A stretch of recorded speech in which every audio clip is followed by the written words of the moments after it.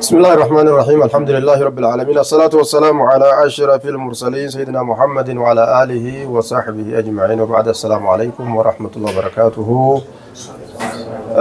بارك الله فيكم شكرا لحضوركم دفوك سنف قلتما جنة رمضان اللين نيام داف قلتومي شيخا كباجف ألفيسو داف ألفي فمي كباجم جناني أكسما كيرو نسدفني teessoo tana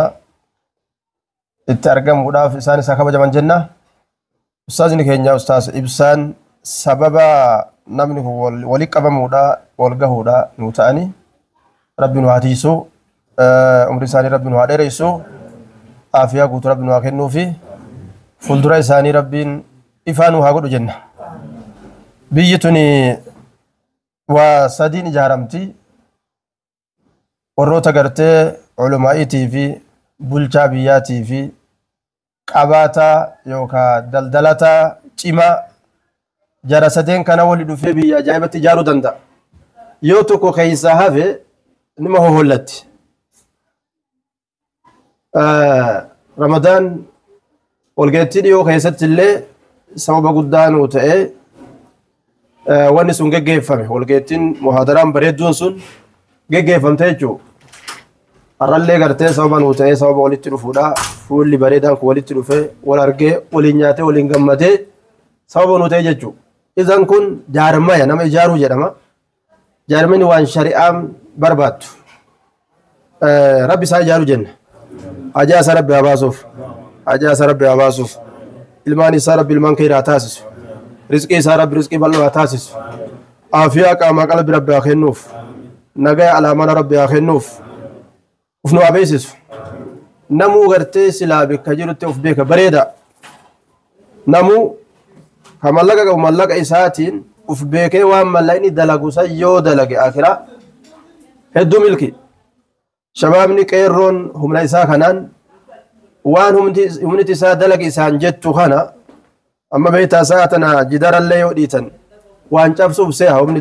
dardarummaadha akkasi yeroo bareedduu akkanaa tana yoo khayritti hin dalagate maasha Allah waan ajaa'ibaati jechuudha.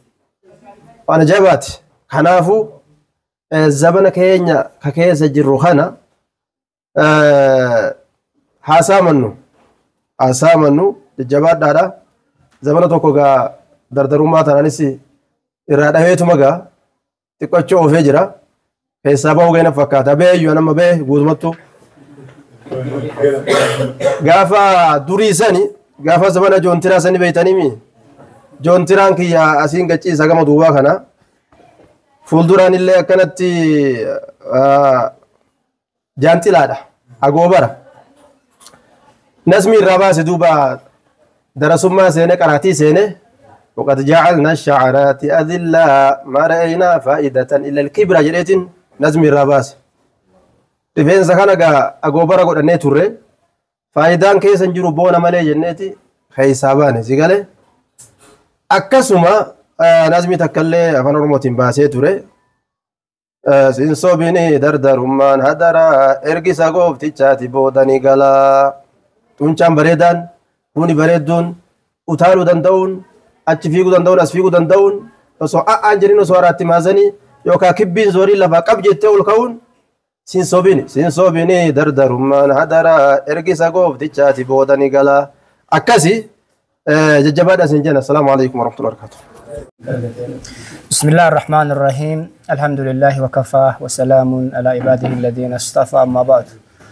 السلام عليكم ورحمة الله وبركاته. وعليكم السلام ورحمة الله وبركاته. دران درسي بولي سكينة رمضانين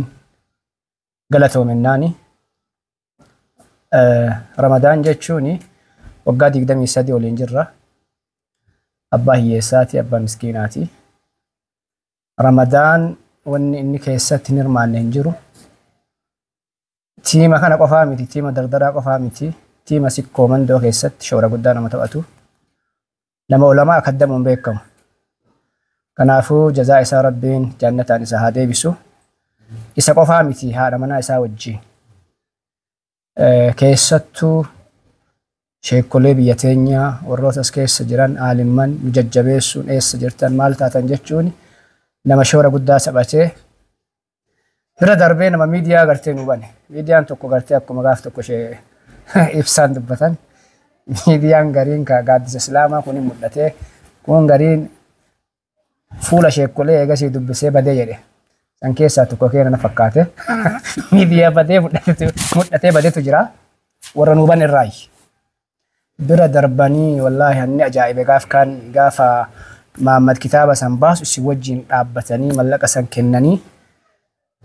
tiima hubbii kana tiima jaalalaa tiima khayriidha dargaggoo garagaraa walitti dhuftee wajjin nama jiru dheengadda gaafa nutti dhaydhee dubbii kanatti dubbifnu isinummaan nama san ta'a nuun jedhe isinummaan nama san ta'a waan feetan na gaafadhaa nuun jedhe akkasuma nu godhe jechuudha rabbi jazaa isaa haa deebi'u. Mallaqallee nu liqeesse su mallaqni bira hin jirre su nama garii taate nutti hin kennu akkas feetanii jedhee ho'aadhe mallaqni sun kaleessa naa dhufee miseejiin numaayyuu jechuudha. Bira darbee guyyaa san akkasitti bareeche rabbi isaa bareechu hadhallee olomaa akeenna namni olomaa akaddame nama of kaddame abbaa isaattu garsee nama olomaa akaddamu sheeka keenna ustaaz ibsaan akka dhufuu fi tiimni isaa waliin laal tiimallee biraan hambifne. Silaa sheeka bichaa keessaa fuudhee sheekolee nama 2-3 keessaa fuudhee qophii godha. Ammoo hin dide. Tiima warra eegasii sheeka fidee wajjiin nakkoottaa jedhee rabbiin khayriin isatti haa dhufu jenna. Maali kun jaalala diiniiti. Ramadaan dhalata dallumannaa ta'u masgiini dallumannaa yoo isaan himame ka amma ijaaramu fa'a yoo jedhe ana kijiba natti hin fakkaatu shoora guddaa masgiida gartee dallumannaa ka amma ijaarame namni taphateessa. Sheekolee walitti baasee Naayiroobitti paarkii illee mallaqa isatti gaarii qabee sheekolee teenne sheek keenna sheek Alii Jimmaa fa'aa sheek keenna sheek Muhammad sheekolee as jirtu guutuu guuree paarkii san maqaan beeku bakka tokko dhaqee hin beeyin achi nu fidee maqaan maanuu achitti nu fidee achitti irraa dubbatee masgiida dallumannaa san hawaasa dallumannaatiif mul'isee bira darbee warri Yamaniin as keessa jirtu fi Araboonni as keessa jirtu mallaqa guddaa kennan doolara 10,000 kennan. Ani gaafsa wanni sun dhugaarratti fakkaanne maali qulqullinnaa eegasii gartee keessa jiruuf jecha waan kana dalagee rabbi muraada isaa haa gootu adhallee gartee kuloo nyaata bareedaa nu nyaachisee olomaa akaddamee rabbi isaa haa kaddamu. Ramadaaniif maatii isaa achitti keessaa bahaa Ramadaan nama nu wajjin jiru akkasitti beekaa abbaa kenna abbaa nama maraatii nama addaan gartee hin baasu. Bara kana gartee namni ohii biyyarraa dhufee nama san isheen hin beekanii waggaa arfaffaa dura mallaqa guddaan galchanii barana gartee namni liistiin duraa yoo akkanan laalu Ramadaan jedha. Akka itti jiru gartee sumaaf rabbitu beeka akkasumattuu nurraa galchan nama san keessuma biyyarraa dhufte nama sheekaati nama diiniiti namni nurraa galcha Ramadaanii rabbiin gartee jazaa isaanii haa deebi'u tana sitti keessaa baya. Lammaffaa ammoo wanni ani isin galatoonfadhu isin tiima gartee hubbiidhaa. Sheeka keenna gartee sheek ustaaz ibsaa hagadhaa waliin jirtan keessattuu seenaan isin dalaydan seenaa guddaadha guyyaa kaleessaa khilaafa malee gaaddisa islaamaatiif kennuun keessan waan laaftuu miti yoo isin diddaneen sirraa fuudha bakki nuun kenninu ofii geessine yoo jettan namni sirraa fuudhu hin jiru bare akkanumaami garuu warra gaaddisa islaamaa kan isinitti dhufee yes jettanii fuutanii guyyaan sunillee guyyaa keenna bareechifanna jettanii waan sanillee dalaydanii rabbi sinirraa haa jaalatuu isiniin jedha. Itti aansuudhaan sheeka keenna sheek Muhammad waadoo rabbi umurii haa dheeressu bakkee isaan galan fagoodha hin beeytanii ganama obboroo dhufanii barsiisanii asii achitti deebi'anii wallaahi lafoo sheebsaa keenna bira gartee dhufan hedduu guyyaa hedduu dhufanii namni akkanatti nu wajjin deeme hin jiru namni kun nama aalimaati hin beeytanii su warra biyya keenyaa taatee lafoo motora malee akkasitti deemanii hadhallee kuulloo boroo bahanii dhufanii galanii achi deebi'anii guyyaa kana irratti argamanii rabbiin gartee sheeka keenna sheek Muhammad waadoo rabbi nu keessa haa tursiisu rabbi nu keessa haa tursiisu si'aansuudhaan ammoo rabbiin subhaanahu wa ta'ala ilmi isaanii addunyaa irra facaate tana ta guyyaa qiyaamaa mindaa guddaa isaanii kennitu rabbi isaan haa taasisu olomaa dabarteessan wajjin rabbi haa kaasu si'aansuudhaan tiima eegasii tiima Al-Ihsaan daawaa guruppii warra kanniini tiimni kun tiima gartee yeroo dhiyoo kana ijaarame takkuun biraan hafne nu wajjin dhaabbatanii مدرسة قرتي عمر بن الخطاب اللي في كيس أمتني شورا قدات بتاجرني عبد الشكوري في شك عبد الرحيم رب جزاء ساني هاديبو قالتهم سنين جرا اتشانسول أن أمو تيما إيجاسي قرتي يوتيوبروتا ور يوتيوبروتا نم تكونوا جلا نفني واحد دو قرتي تبتني سينان كيسن قرتي أكم أرومون جتي قري أربالة فجاها قري أمباوا دبهاجت شيكا كين إلما شيكا كيننا كجاف أسلوفه إلما شيك محمد شيك أمين إربودا سهيبيني ولين رابطني أكسي جيجسيتني رب جزاسني هاديبو قادس إسلام والجنجة شورا أدللي شيكا كيننا كنا ولين رابطني إسن هندا رب جزاسني هاديبو دمرت أمود برتوتا كيننا تنوجين رابطني وحاجة قويات دات جلان قل حاجة قويات دات قل ورسان كيسا يقولوا هذا ما نقرسي رمضاني قمرية جتشورا تيم أسي وجين ورا صدقة الجارية جروب فا وجين رب جزاء ساني هاديبو تيم توكو تجرا تيم دبرتوتا غاري صدقة الجارية دبرتوتا وي جنتا جداني دبرتي غرتي غند راولي دفن دبرتي سنين دبرتي واقع بدومتي دبرتي غرتي واماتيكو qaban garuu niyyaa isaaniitti tolee addunyaa irratti faca'anii haga dhumaatti olomaa afiduu keessatti shoora waan feetan taphattan isin wajjin jirra jedhee waadaa nuu seene rabbiin galata isaanii jannataan isaanii haa deebi'u warri sunniin ijoollee biyya Awurooppaa, Ameerikaa fi Keeniyaallee dabalatanii jiranii Saawud Afrikaa dabalatanii jiranii guruppaa garee sadaqatul jaariyaa dubartoota hawwii jannataa warra gartee Yuunaayitid Kingdoomitti juunii 11 bara 2016 eegasi hundoomee addunyaa keessa faca'ellee rabbiin umrii isaanii haa dheeressu sadaqaa isaanii rabbi bakkaan haa gahu warra mul'atu rabbi haa taasisu nullee warra wal qabatee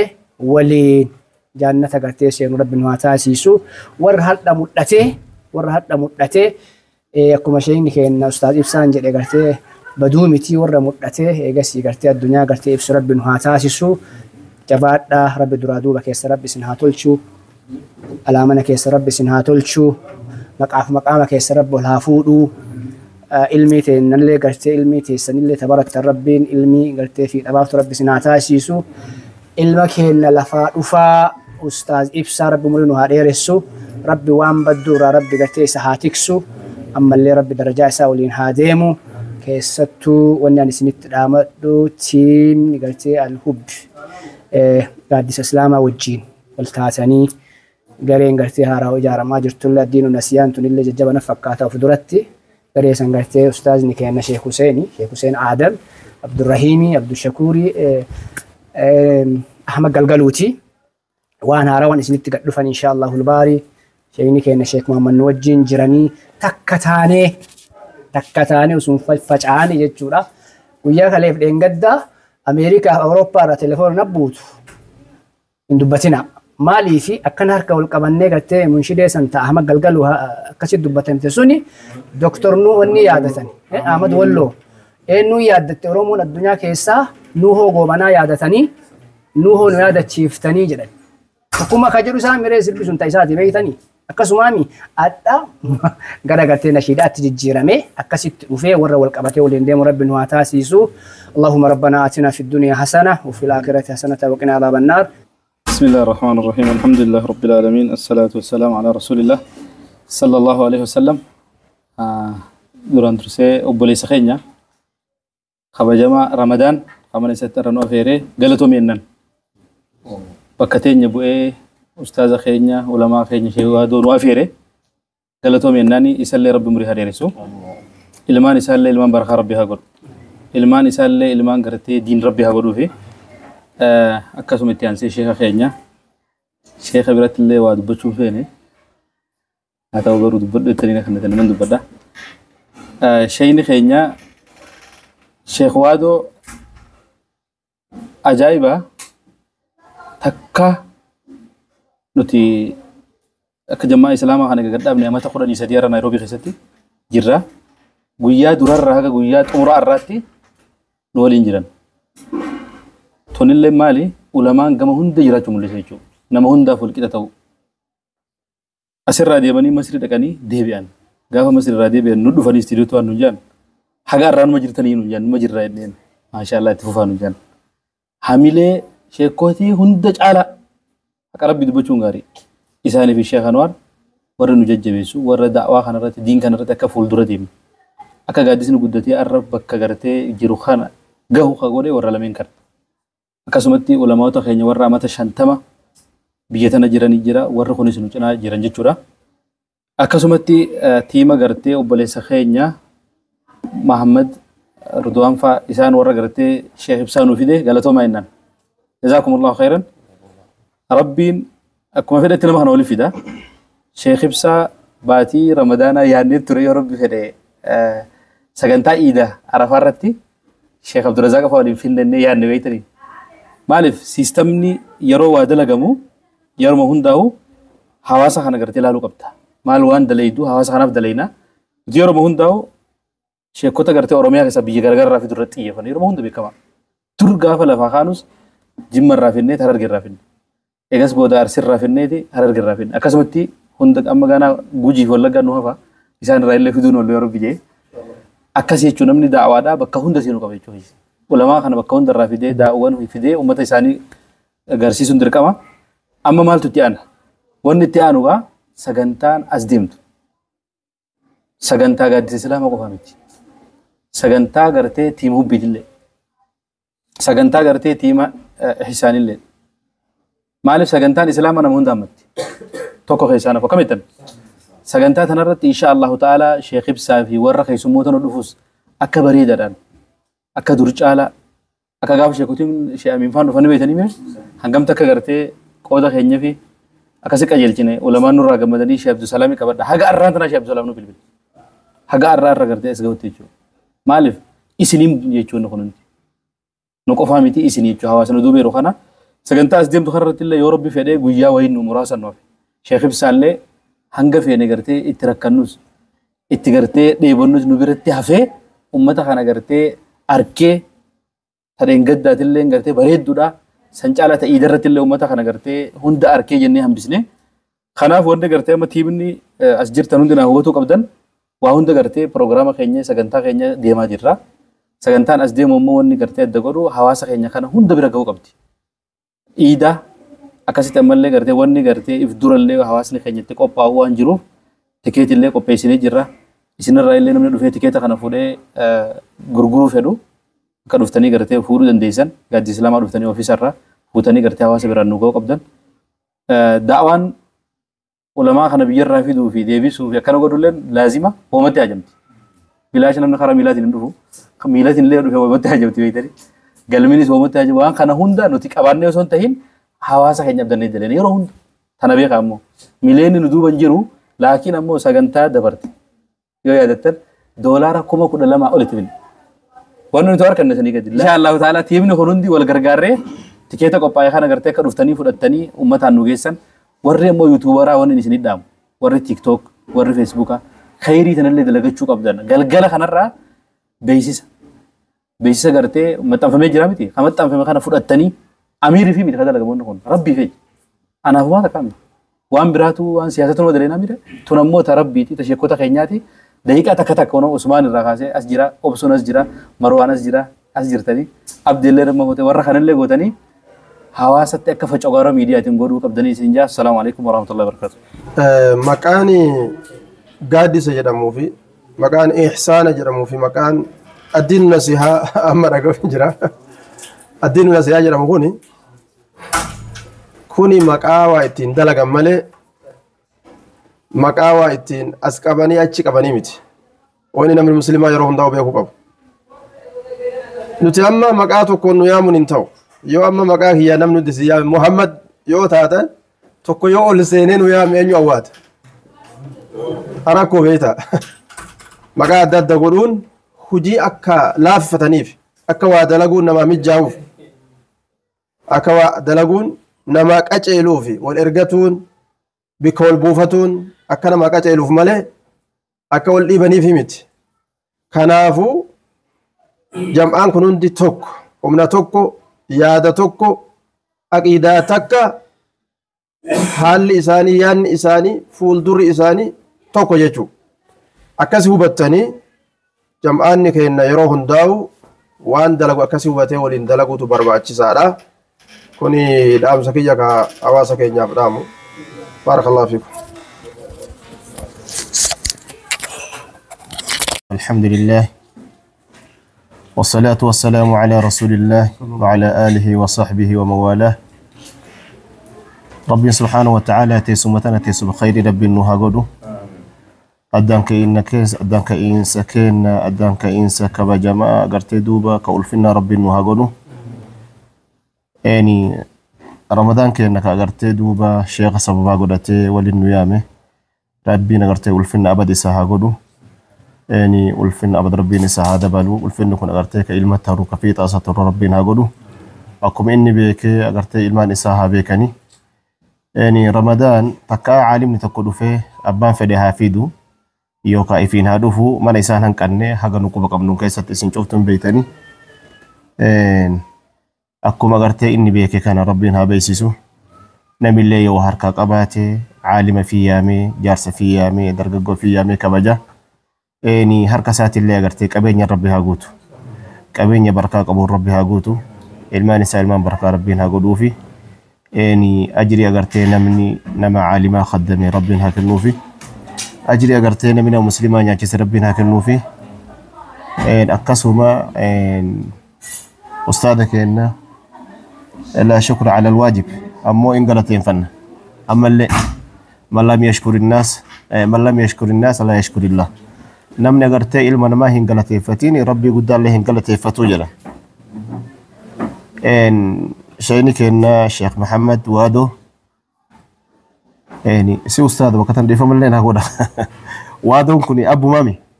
وادو نبارا هيه قالوا نمني قاليني أبو ما تودي بسجل مكافي شيخ وادو يعني ما شاء الله شيخ محمد وادو إن أرفم من برموت وهاتاتو إن لما قالوا دين كان لفع واني نبرته في السنة ربين صدركا إساني أولها قدو صدركا إسانا ربين أولها قدو نما شهرا بربان كاغرتي يروهن دو متوادعة ربين سبحانه وتعالى إن أستاذ إبستي قويا جلقبا فولا قرر أستاذ رتها سوون سيلا دي كلنا تنفكاني وايا شيكا كافني يا شيخ حسين نانجد أتي أبروك أمدي تكا غرتي نانجد إيه أرجين جدين بل أمدين فيرهن كامني كانت دابتي نانجد تأمو بواق عبد المنان قد أون ديمتو متى قبوفت ديمتي نانجل شيخ أنا ما كساني تكانا غير نانجل والله ربي عمري ساني هذه رسا